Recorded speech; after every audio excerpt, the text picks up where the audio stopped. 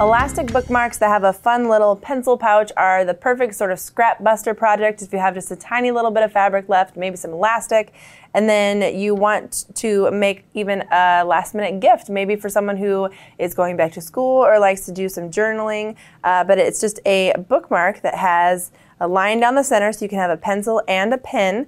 Then when you take it off, you can obviously use your notebook. You can put it all the way around your notebook, or again, if you want to use it as a bookmark rather than one that goes around the entire notebook, say you want to open up to this page specifically, then you'd go ahead and put it around your notebook and mark it at that page. So it can be a bookmark or go around the entire book, but of course it holds a pen and a pencil. So super easy to make, and all it requires is a scrap of 2.5-inch fabric. So if you have done any kind of project, maybe you have used some pre-cut fabrics like a jelly roll, maybe you've done some placemats or something and you've cut a binding, anything where you have a strip of 2.5-inch fabric left, that is all you need. And of course, if you don't have a scrap, go ahead and just cut one strip with the fabric that's 2.5 inches. From that strip of fabric, you just need 2 pieces, one that is 8 inches and one that is 18.5 inches. This, of course, is going to finish at this height, which I just find is a good height for your standard pen or pencil. If you want to make this bigger or smaller, you can do that, but just know that that's going to finish, the measurements I'm giving you is going to finish at that size, 18.5 inches and 8 inches. Next, we need to take our long strip here and just do some creative folding. So all I'm going to do is I'm going to pinch it right here about the middle, and I'm going to fold it up. To do that, that way I can bring my lower edge here, my lower raw edge, and line it up on the fold. So all I'm doing is creating a fold in the fabric. So I've kind of done a little zigzag, if you will. So if I hold it up this way, maybe you can see easier how I folded it. All I've done is I've pinched it and then I've brought it up and I've aligned my lower raw edge with the fold.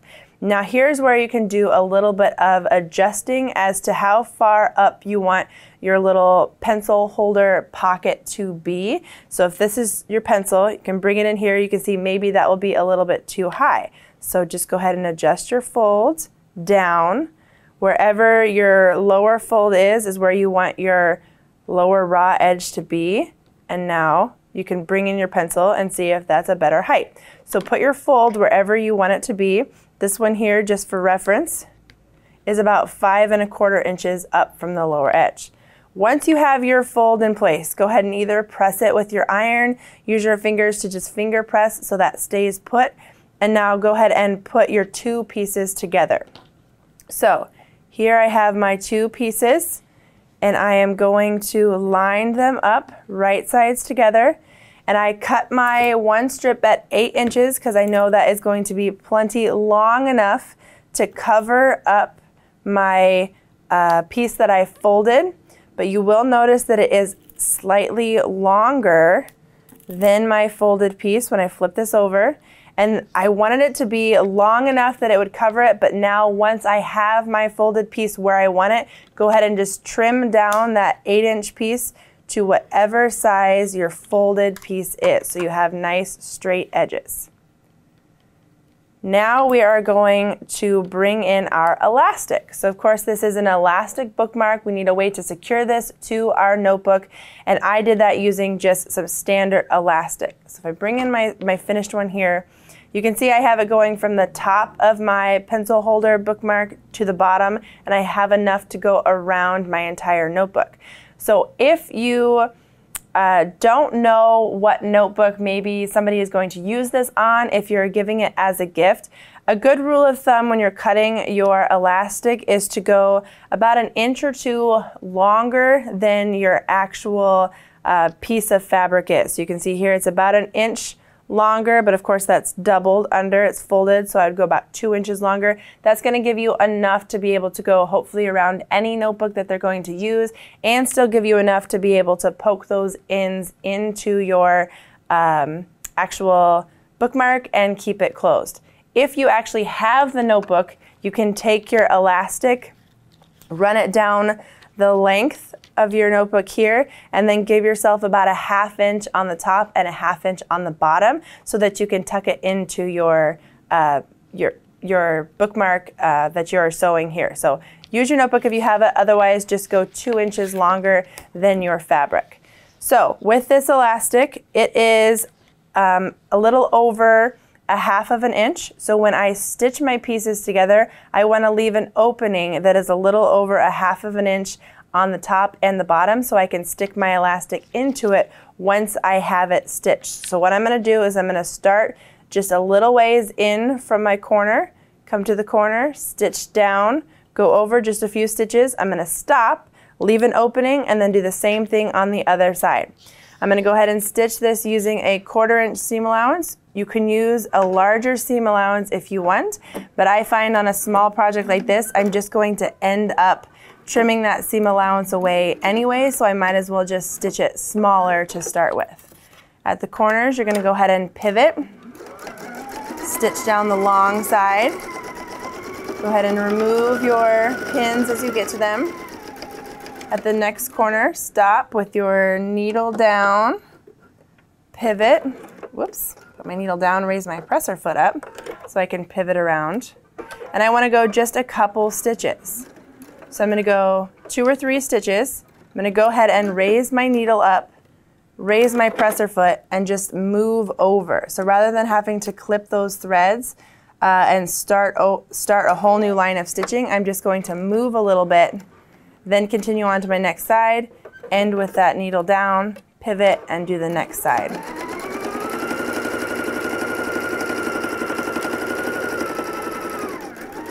Get to the corner, needle down, oh, right like so, pivot, and do a couple stitches. Go ahead and clip my threads here. Now at the lower edge here, this is where I just did my little travel. So this isn't actually stitched, but I can go ahead and just come in here and clip those threads. I want to clip all of my corners, right like so I don't have any bulk there when I go to turn it right side out. Go ahead and clip this one here and here. And now I can turn this right side out. So it's a fairly small, thin project, so it's going to be a little bit more difficult to turn right side out than a bigger project, obviously. But if you need to use a turning tool, you can use that. So a chopstick works. The pen or pencil that you were using as your reference guide as to how tall to make this, that will work to help push this out. But as long as you give yourself about an inch opening or an inch gap on either side, you should be able to just push this through and easily turn it right side out. Get this poked out here. Then I'll go ahead and use my snips to push out the corners. So you have 4 corners to poke out. There's 1. There's 2. Come up here to the upper edge. We're going to do the same thing up here. Pushing out those corners, like so. And then you can either take it over to your pressing mat and give it a press, or just use your fingers to press it flat, because we need to do one more little bit of stitching, and then you can give the whole thing a final press if you want.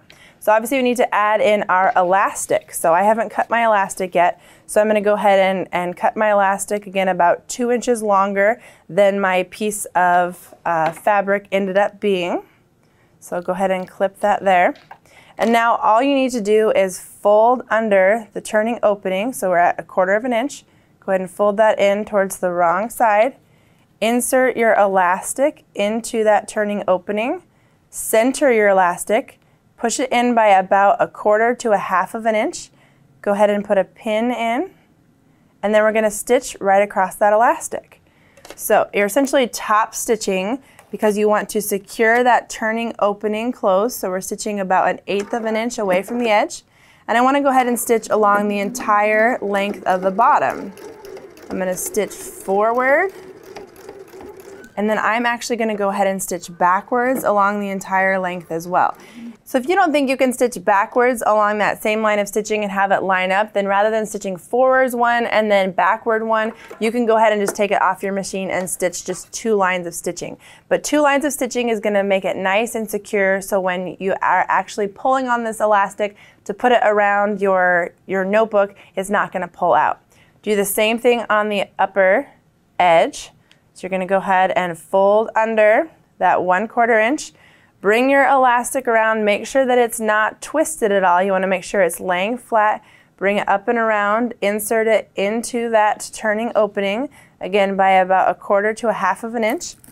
And then you would just take this over to your machine and stitch it the exact same way. So 2 lines of straight stitching right across the top. Once you've stitched it, give it a nice press, and then you have this fun little bookmark that can hold your pens and pencils. Now, I have put an extra line of stitching down the center because I wanted to be able to hold 1 pen and 1 pencil. If you want to do that, once you have stitched this entire thing, you can go ahead and just stitch a straight line of stitching right down the center, and that kind of gives you that little bit of division. One last thing I want to point out is that if you're looking at this and you're thinking, okay, I really like the top part, I like the fabric that's holding, your pens and pencils, but the elastic is kind of boring, you can actually get fun, fancy elastic. So here's just a couple examples of some fun elastic that kind of matched with the fabric I have here. One is this braided elastic that has some really fun details in here, some little zigzag lines going across. Or you can even find metallic elastic. So yes, there's plastic over it, but it is still even shiny without the plastic. So it's actually soft. It's not, sometimes when you think of metallic, you think it's nice, it's rough or something like that, but it's actually nice, soft elastic. So there's metallic elastic as an option. So you can use pretty much any kind of elastic you want, and there is lots of fun different colors and textures and types of elastic that you can use for this fun elastic bookmark project.